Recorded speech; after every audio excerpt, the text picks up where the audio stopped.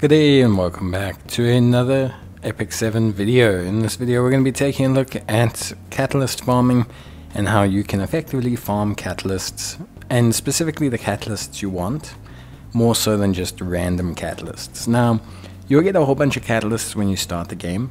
This will apply for epic and rare catalysts, and you need these for two very important processes. The first being awakening units, the second being skill enhancing for units.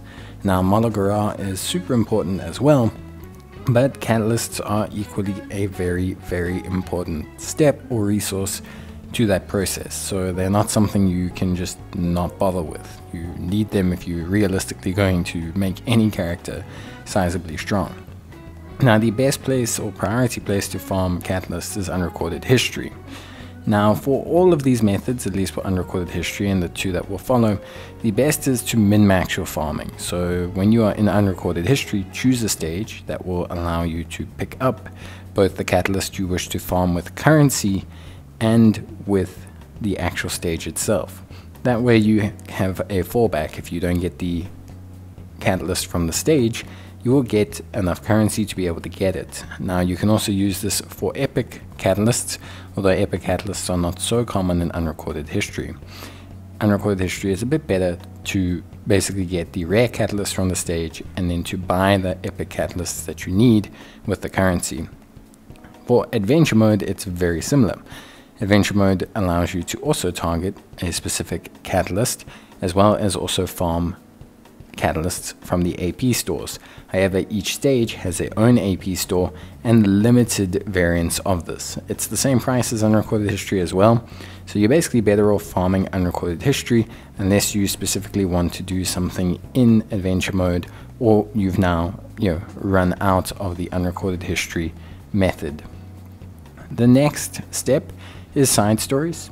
So side stories are a great and effectively cheaper way to obtain certain catalysts, although they are limited. So whereas story, the shops will refresh, Unrecorded History it all refreshes, side stories they do not. Once you have expended your currencies or the stores from side stories, they do not refresh, but they are a great way to target certain catalysts.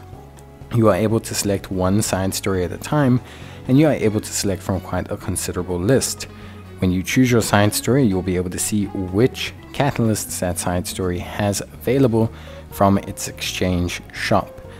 Most of these events are pretty simple, and obtaining the currencies for them is kind of more tied to those characters, but a lot of characters obviously use similar sets of catalysts. So if you are looking to either upgrade specifically these characters related to the side story, or characters that have a similar set of catalysts required, then doing the side stories is going to be quite applicable and cheap.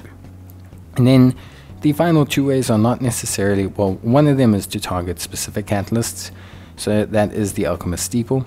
You can target certain catalysts and epic catalysts that you need from the Alchemist Steeple. However, you are doing it at a lower rate. So you have to trade in, for example, 6 normal catalysts just to obtain 4 or 3 to 4 of the catalyst you want. So it is a inverse trade-in proportion, so you are going to lose a little bit of value.